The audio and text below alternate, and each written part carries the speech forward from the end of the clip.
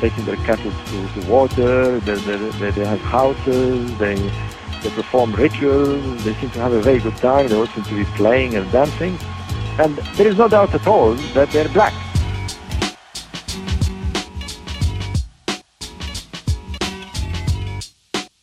Village teams, each wearing its own distinctive colour, have gathered from a wide area to take part in one of the oldest of all sporting events, but also a passion among the Nuba, wrestling.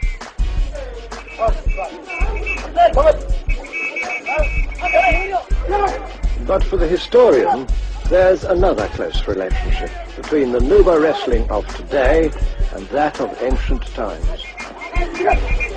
Dating from around 2500 BC, these vivid paintings have been copied from an Egyptian tomb at Beni Hassan.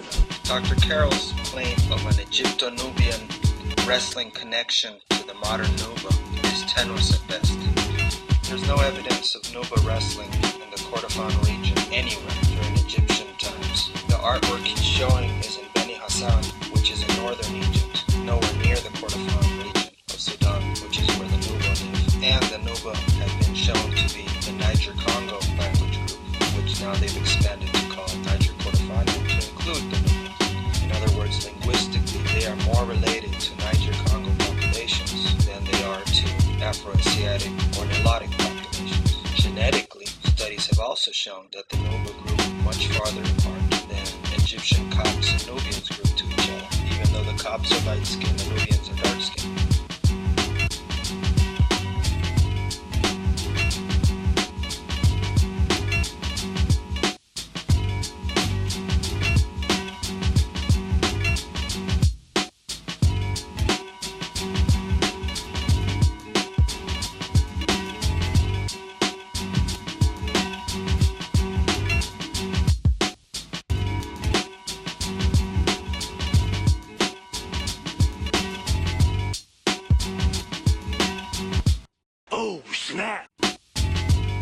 Artwork that have broad features. Would I use this to make a racial claim on Egyptians? No, because in that same tomb there's other artwork that shows people that don't have broad features. In other words, diversity. Even since the earliest times, it would be foolish to make a claim of Egyptian origins.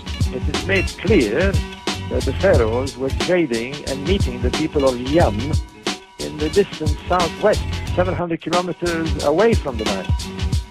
Now, where was Yam? Because it seems that Uwainat, this strange rock massif that stands there, was not the place where these people lived, was a place where they met the pharaohs, like an envoy. They would come down from the distant Tibesti mountains and link up with a envoy from the pharaohs to trade.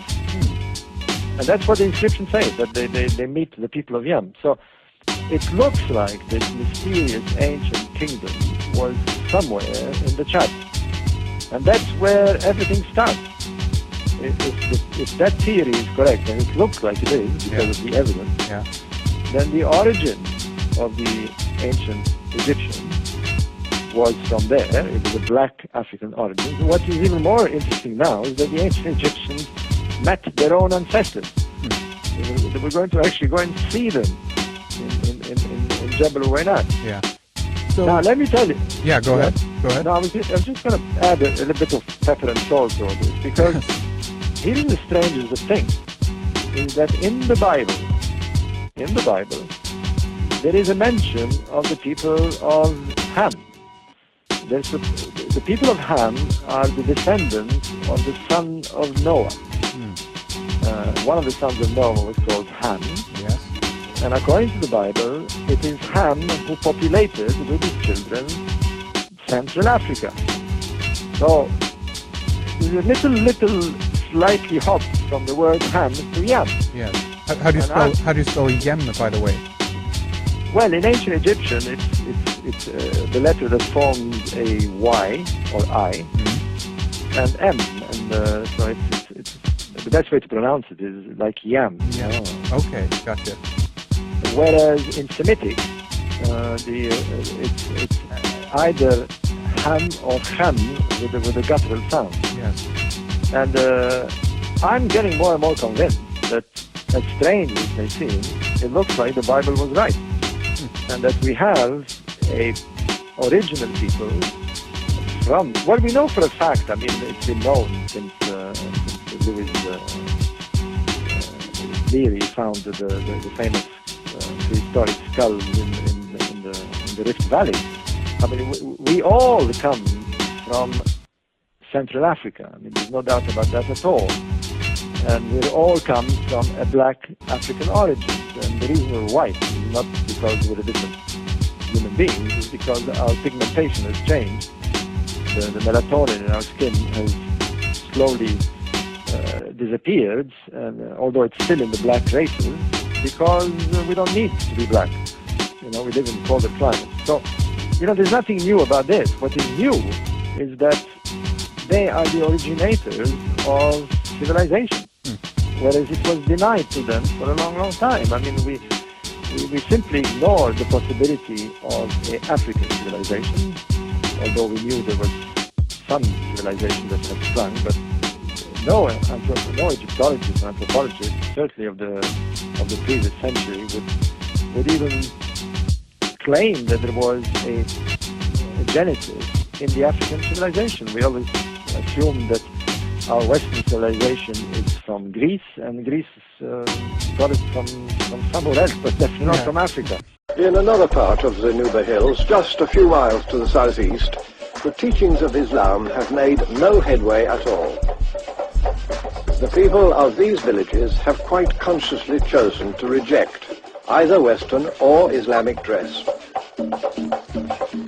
Free spirits under an African sky, young girls dance as much for their own pleasure as for the spectators, breathing life into these astonishingly similar images of Nubian dancing girls, performing for the pharaohs 5,000 years ago. Astonishingly similar to whom? Maybe to an old British professor like Dr. Carroll, not exposed to a lot of different cultures around the world, where he sees nudity and sees they're all the same. The artwork clearly shows more complex instrumentation, dancing moves, clothing that fit into the Egypto-Nubian cultural tradition as seen by these Egyptian women here that do not look Nuba.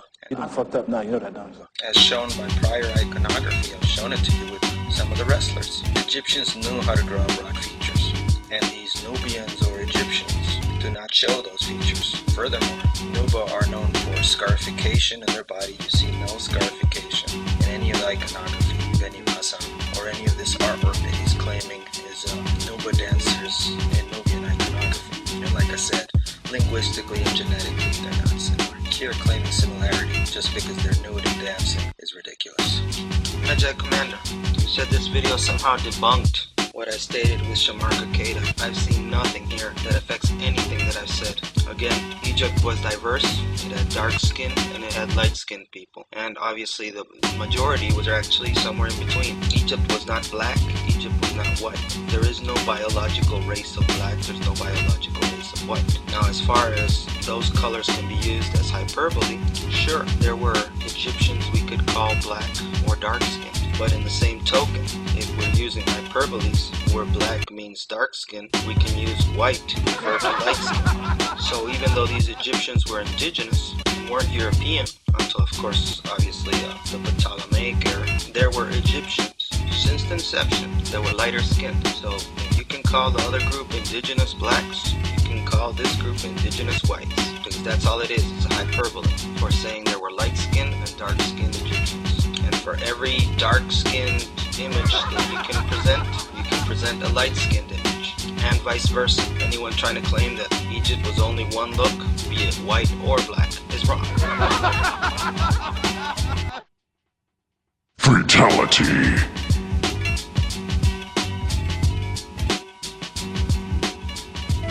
That's the pattern, folks. Anytime anything having to do with Africa is mentioned, they absolutely must put a white person in there. And failing that, they simply don't mention it at all. They pretend as if it never happened. This is a mass mental disorder of vast proportions.